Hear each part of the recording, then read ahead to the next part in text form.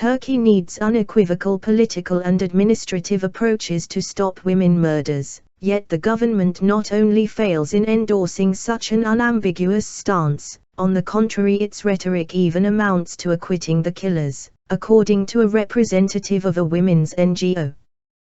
The perpetrators should not benefit from reductions, warns Gülsüm Kav, from We Will Stop Women Murders platform, as the brutal murder of Özgecan Aslan served to underline the fact that perpetrators often get away with reduced sentences. Tell us about the platform. It was established in 2010 as a reaction to the way Münevver Karabulut's murder was being handled.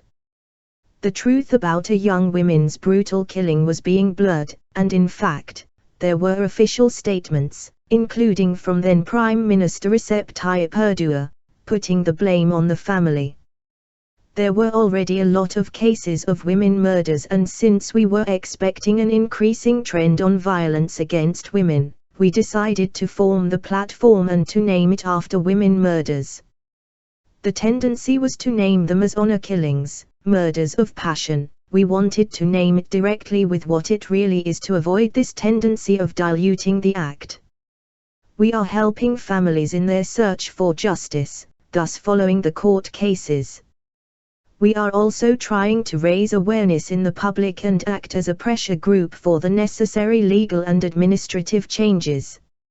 Some claim violence against women is not increasing, it is becoming more visible. Yes, it has become more visible, but they have also increased. In 2010, the then Justice Minister said women murders increased by 1400% in the course of the past 7 years. Then, as they regretted having said that, we were no longer able to get any official figures from the ministry, despite our inquiries each year based on the law to get information. How do you explain the increase? We are at a specific stage of modernization.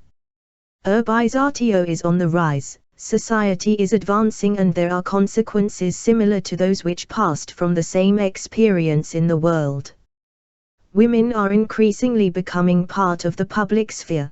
They are demanding their rights, to get a proper education and work, to get a divorce if they are not happy, to reject violence and form a new life.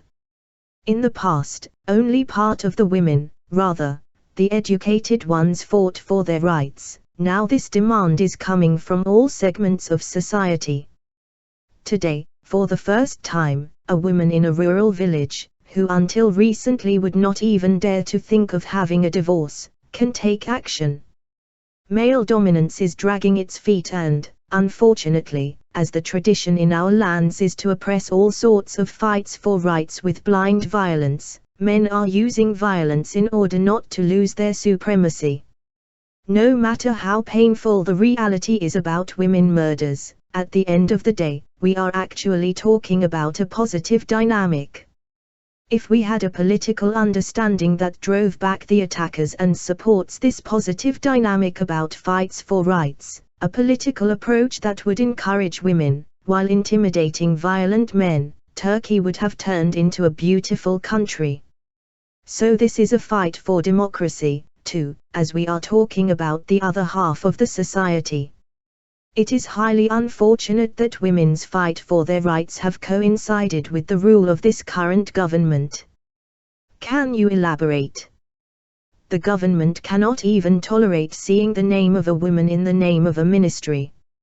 It has an approach that makes women invisible within the family, and even this symbolic act, the name of the ministry was changed to Family and Social Policies Ministry, has had its effect on women murders. This is a mentality that does not recognize a woman as a separate entity. In the past we used to focus on violence in the private sphere, because violence against women was less present in the public sphere. Currently there is an official approach and rhetoric that denies that women have the right to determine her life and make decisions about her life. Each day, we hear the President, Prime Minister and parliamentarians reflect an understanding that gives the right to men to decide about women's lives, what she should do, starting from birth to death, which even tells how she should give birth and how many children she should have. Each day, we are facing a rhetoric that attacks women's equal rights. The most recent was "women are entrusted to men," said by Erdoğan. This means men are supposed to decide about women's lives. Do you mean to say that this approach contributes to the rise in women murders, or it prevents stopping women murders? I say both. The rhetoric and policies encourages men who consider using violence. This is an indirect influence, but it directly obstructs the solution to the problem. But the government says they introduced important reforms and the top leaders condemn women murders. Indeed, as a result of our efforts there has been a change in the protection law, the signing of the Istanbul Convention on preventing and combating violence against women and domestic violence. But then they are not implemented. There is no political will to implement the laws. In fact, I can even say there is a political will to not implement it. Teacher Gülsüm Kav in Van requested protection, and what she heard from Deputy Mayor was, at worst, "You will not be killed." She was killed and nothing was done to the Deputy Mayor. Some 23 women died under protection. There is no sign that action was taken against the officials who failed to protect the women. I just don't understand this passive attitude about the right to life. I'd prefer a passive attitude. There is a policy present that prepares the ground for murders. If official statements result in the acquittal of men, then they should stop talking.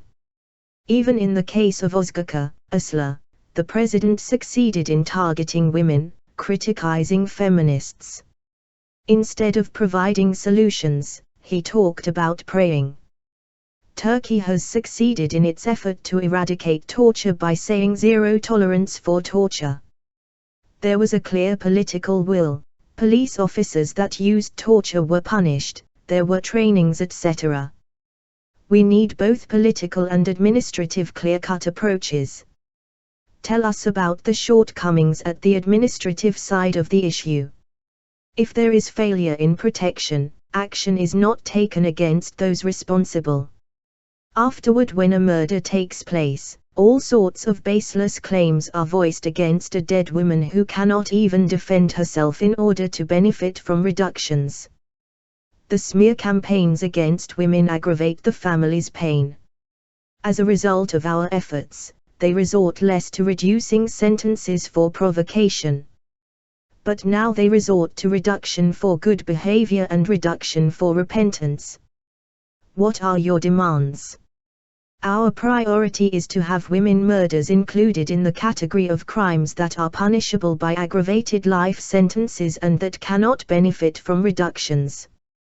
The protection law should be implemented from the moment a woman applies for protection. The necessary personnel should be employed for that purpose. A women's ministry should be established, and we also want a new constitution based on gender equality. Finally, in the past, we used to ask for an open rhetoric that should condemn women murders. I think we need to revise that. It is better if they say nothing. They should not have any say over women.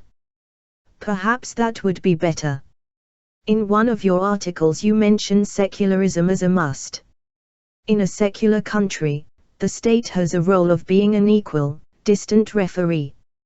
In a society without secularism, the state takes a side, and this is never the side of women.